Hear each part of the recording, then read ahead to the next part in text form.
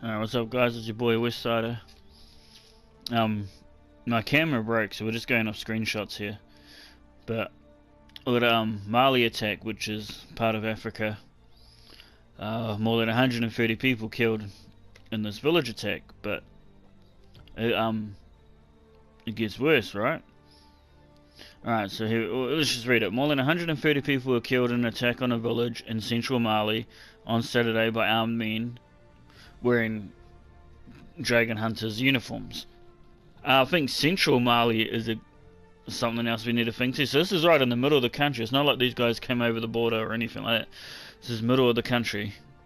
Gunmen surrounded the village at dawn before attacking people in their homes.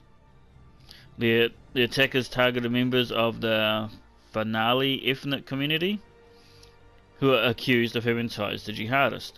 See, so over, this is what I mean, it's very ethnic based over there. If you ain't part of that tribe, they will kill you.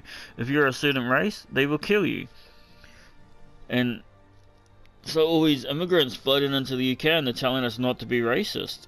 These Africans are the most racist people in the world at the moment, in our day and age. The attack took place while the UN ambassador were in Mali to discuss increased violence. How ironic. The victims of Saturday's deadly attack were killed with guns and machetes. I mean, they surrounded the village.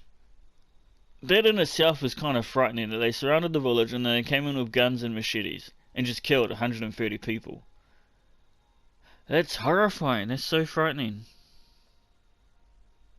Witnesses also told that nearly all the huts in the village had been burned down. The attack, it was a massacre. Did they kill anyone in back? It doesn't say that any of the attackers were killed. The mayor of the neighboring village, if I was in the neighboring village, I'd be moving. I'd be getting the fuck out. Oh shit, no joke. Okay, clashes, oh here we go. Clashes between the dragon hunters, or what is it? I'm just calling it a dragon, but Dogon? Clashes between the Dogon hunters, dragon's so much cooler, and semi-nomadic, I mean they need a name, they've got no cool name, occur over access to land and water. And so they're accusing them of being related to jihadist groups. So are they saying they're related to the Islamic State? But they also claim that the Mali's military armed them and told them to attack them. That's very interesting. So is that I think that's the main story. We need to find out if that's true or not. Last year, hundreds of people died. Well, we believe that. 130 died in this one attack. Oh, there we go. On Friday, a Mali-based Al-Qaeda affiliated said it had carried out an attack last week. Oh, that's something different. But see that these sort of attacks, look, 20 soldiers dead. 20 soldiers dead. They killed soldiers. Oh man, it's Mad Max land over there, isn't it? Mad Max without the vehicles. And we've got a map there at the bottom, so you know exactly where we are, where we're talking about. But yeah, it's just the world we live in. We only hear about certain attacks. We don't hear much about Africa? Because this sort of shit happens all the time, and these are the people we want to bring into our countries, into our worlds.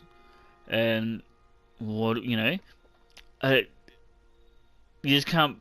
You can't imagine what living in that sort of environment would do to you. Could you imagine growing up and just seeing people getting killed with machetes and guns just on a daily basis?